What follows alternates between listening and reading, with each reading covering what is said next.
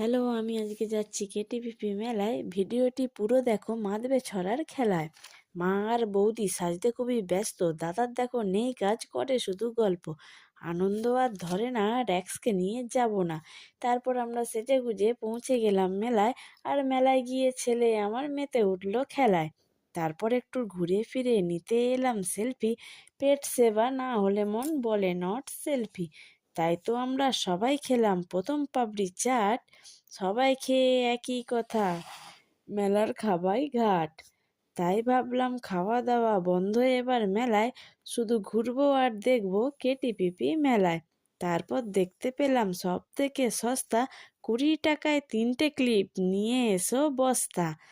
Last এসে দেখতে পেলাম চকো আবার হট, তার আবার দাম শুনেই বলে উঠলাম ও মাই গড।